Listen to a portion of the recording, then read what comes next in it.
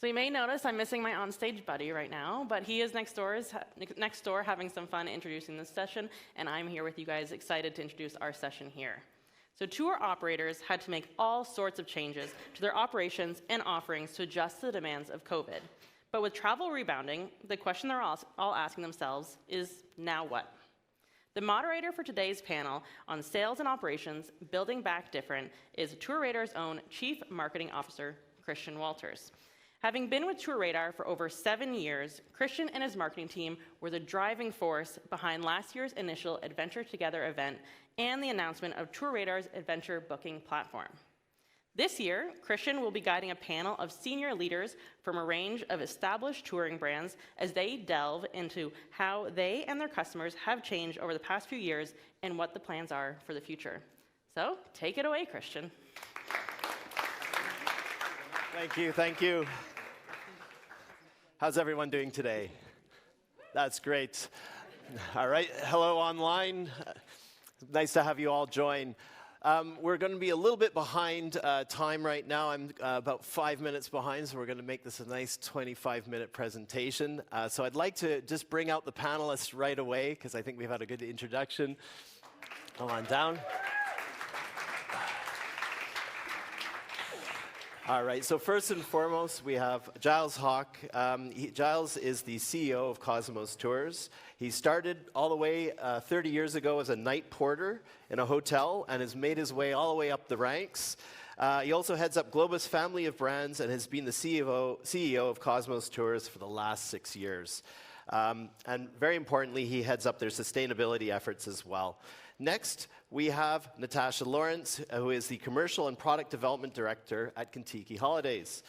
Natasha has also had many years in hotels, hospitality, and tour operating since 2018, but she came to this side of the fence to tour operating, where she's been heading up the digital transformation and product transformation for the youth brand Kentucky.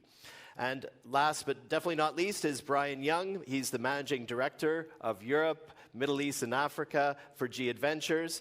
He's also been at it for another 30 years as well. Young's career has taken him from a bright-eyed club rep for Club 1830. I'm definitely going to ask you about that over some beers later on today. And is currently, obviously, the Managing Director of G Adventures. Young has also taken on the role of Chairman at the Association of Touring and Adventure Suppliers. So thank you all for joining today.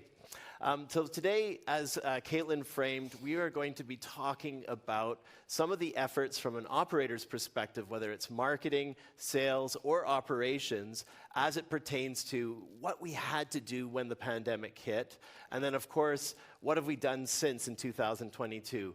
No doubt some of these changes are going to be extreme innovations that we're going to be here to stay and are going to be part of the makeup of what we do as tour operators.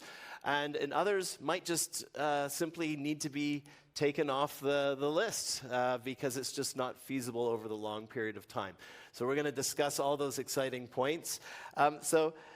Giles, I would say, let's just start with you. And, I would say, what were some of the biggest adjustments you've had to make as a business during COVID and over 2022? I think our biggest focus, probably like lots of people, was customers, looking after them, making sure they understood everything that was happening, what we were doing. And then our next biggest focus was our partners. So we've worked really hard during COVID and coming out of COVID to look after all our partners, all our travel agent partners, build better and stronger relationships than we ever had. And I think, we kept pretty much all of our sales team around the world so we could keep engaging with travel agents, keep working with them, keep talking to them.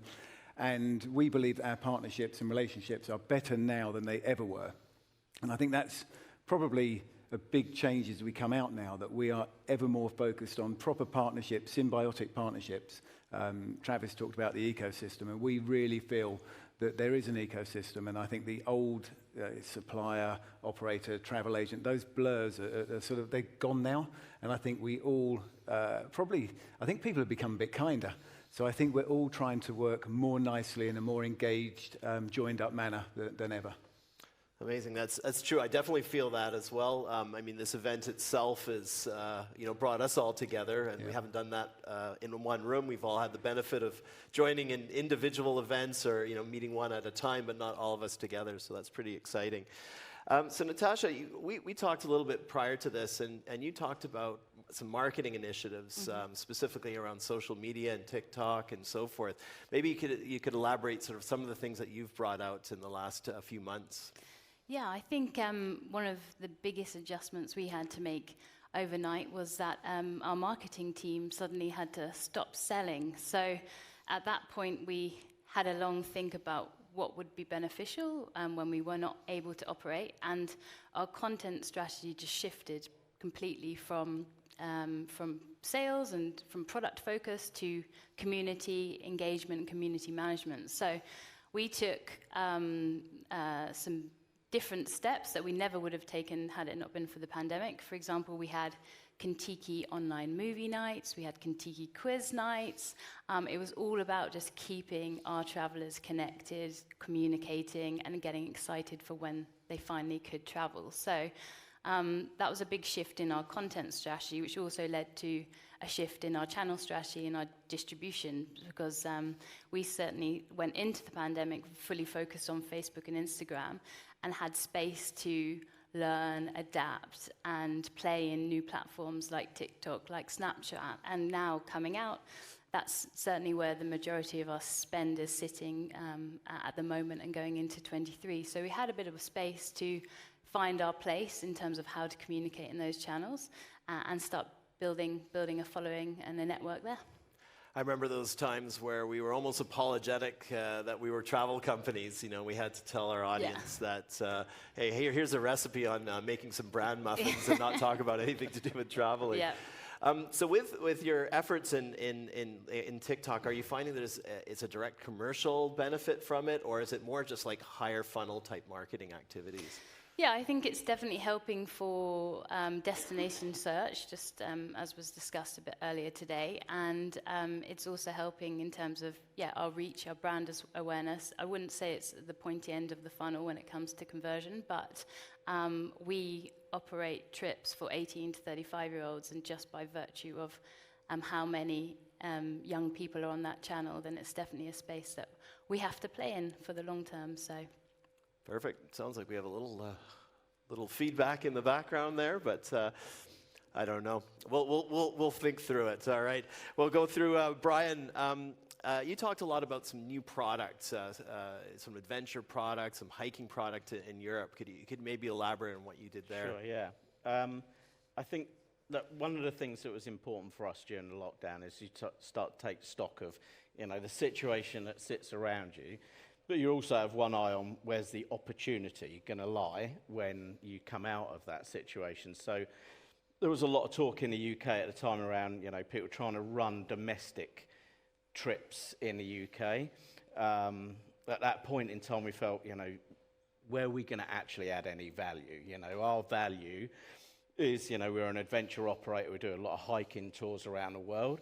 So our basis was to think, as we come out of this, where's the first places that are going to get unlocked for travel to be able to actually up and operate, even whilst there's restrictions in terms of, form filling and such like. So to us, it was fairly obvious that mainstream beach destinations within Europe were going to be the first places that open up.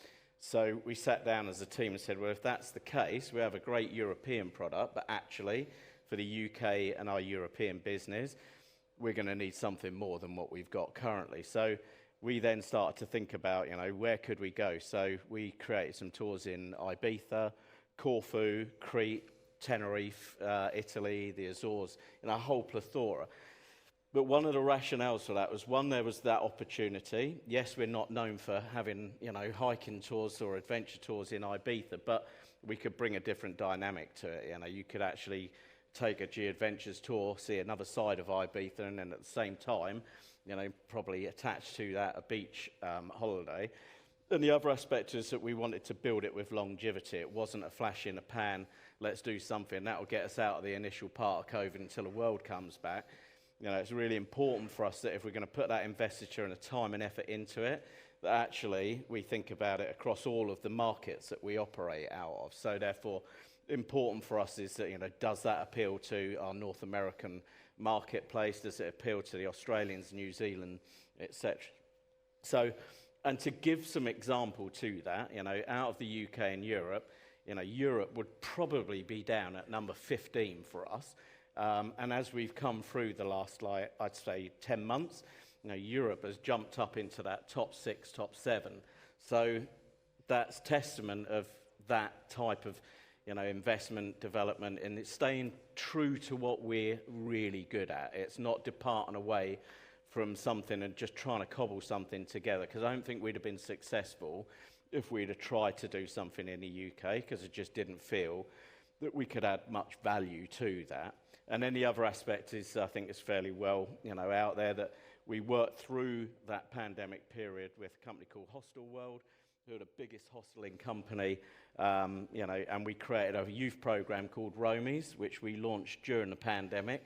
So there's a lot of work put in by our team in which to get that up and running and out into the marketplace. And that, again, has been hugely successful for us coming out. So I think the key thing for me is that, a pandemic brings with it all the things that we all, the horrible side of it that we've all had to deal with, but it does present opportunity. And I think in that period, that's actually been quite motivating for my team as well, for us to be able to think that even through that hard time, we're still differentiating what we do, and we're still being entrepreneurial in our approach. That's great. Yeah, so it sounds like there's a lot of longevity there.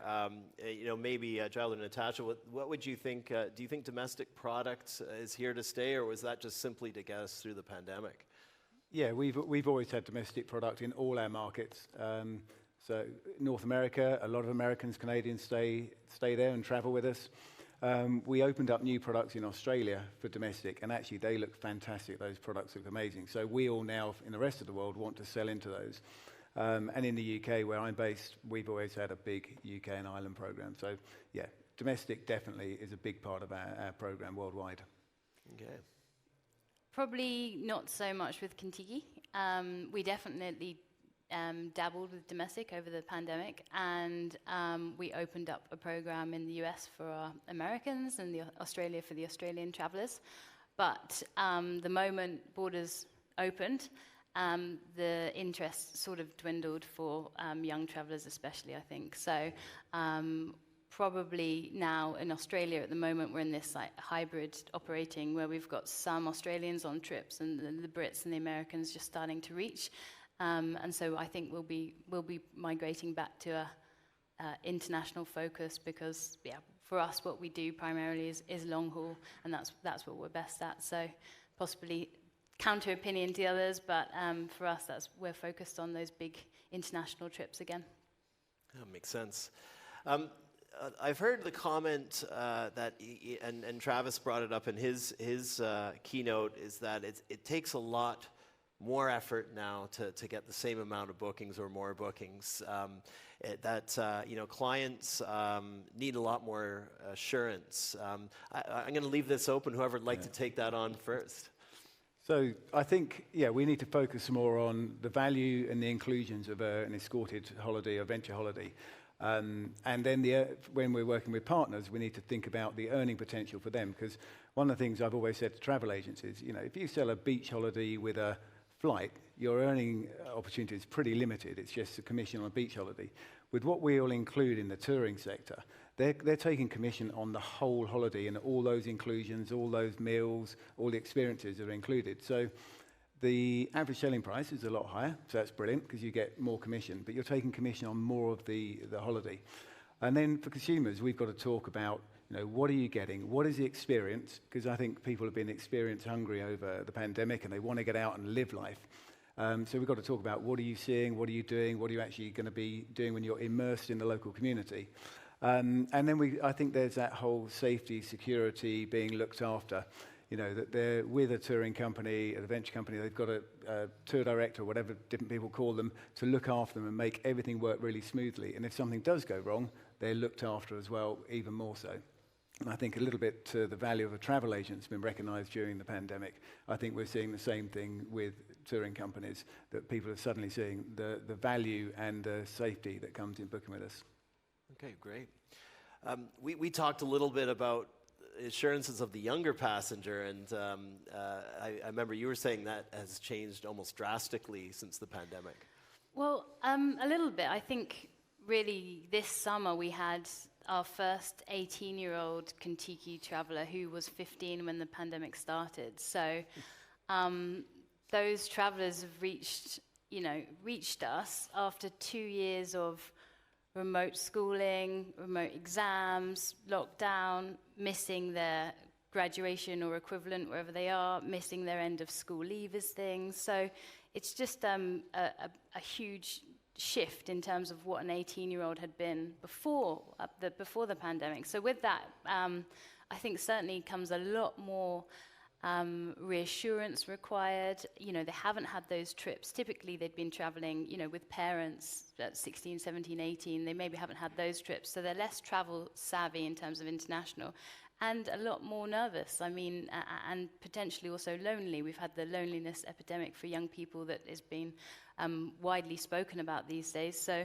that coming together means that, our reason for being has never been stronger because, bringing young people together to have the times of their lives to build their self-esteem, but at the same time they're coming from a slightly different backdrop, and that's a COVID-influenced one. So we've had to have a lot more specialist care, a lot more specialist training this year for our trip managers, and luckily most of our trip managers this summer have worked with us for a number of years because we didn't train this year. We had brought people back who'd been on the road for 3 or 4 years before, so they're experienced, they're older, they've seen a few, seen different scenarios, but certainly been a really challenging year for our team to handle different I guess pastoral care as well as emotional care that we've had out on the road. I find that fascinating. I know I have a young son, and we complain that we had 3-year hiatus from our lives. But if you're in those fundamental major years that are just taken away, like what that'll do to your development, of course, they're going to be very different customers when they're ready to start booking with us.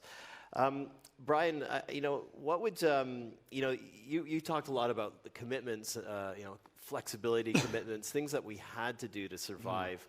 Are those here to stay with G, or do you feel like there's some things that we have to drop? I think the whole industry, as we were going through the pandemic, had to put into play a high level of flexibility because constant changing of restrictions, even if a destination was opening up, there came with it a number of different processes, procedure that had to be done. And at the same time, in that very first bit, looked like things were happening and then suddenly they wouldn't. So I think everybody had to put a high level of flexibility into their programs to cope.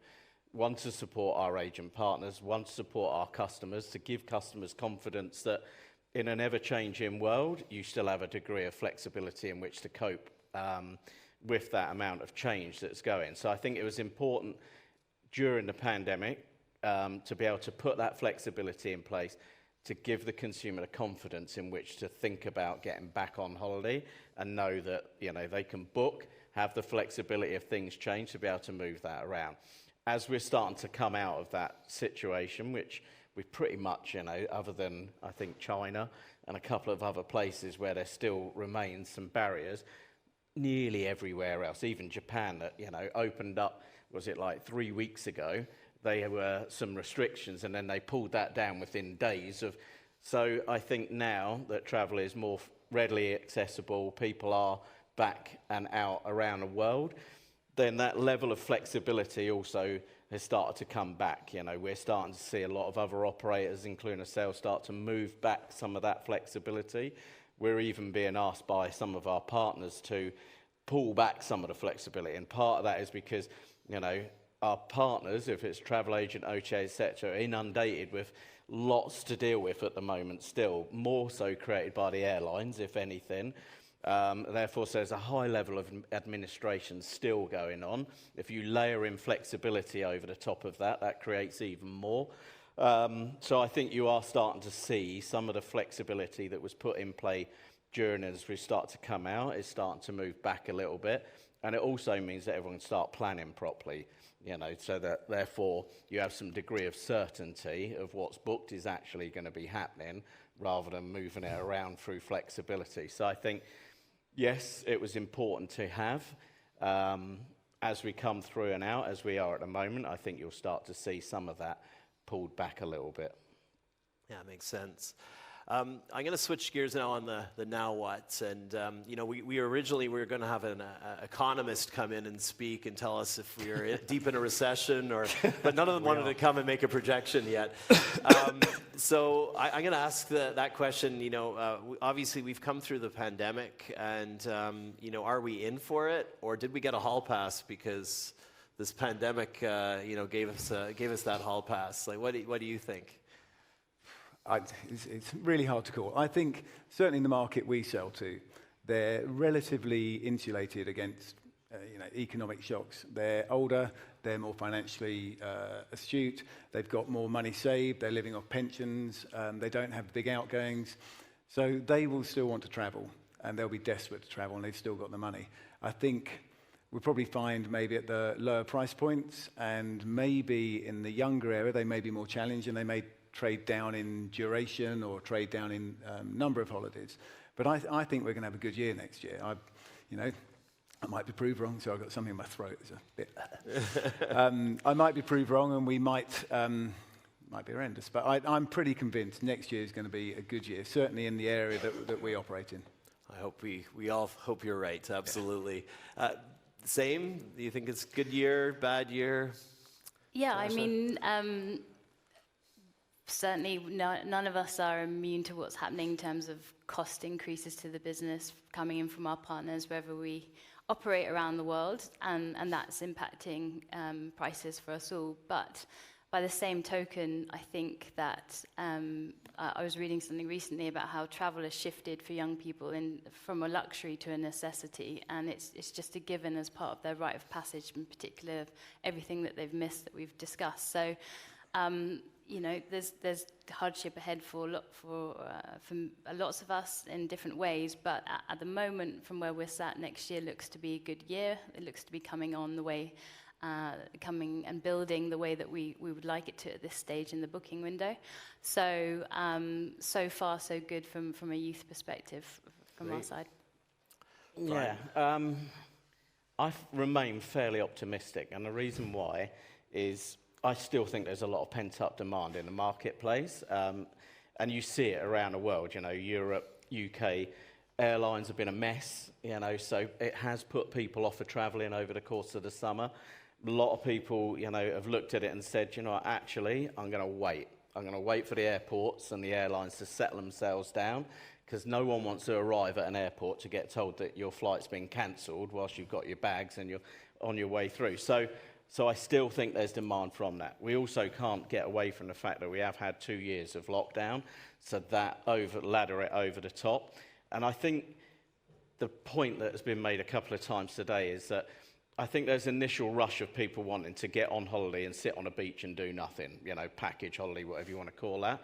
I think there's a very big difference between that and what we sell in terms of whether it's an adventure holiday, a touring holiday. It's a much more considered purchase. It's about the destination you want to go to and what you want to do when you're there. So I do think that's a very big difference to, actually we're thinking about going away half-term to Mallorca for 7 days.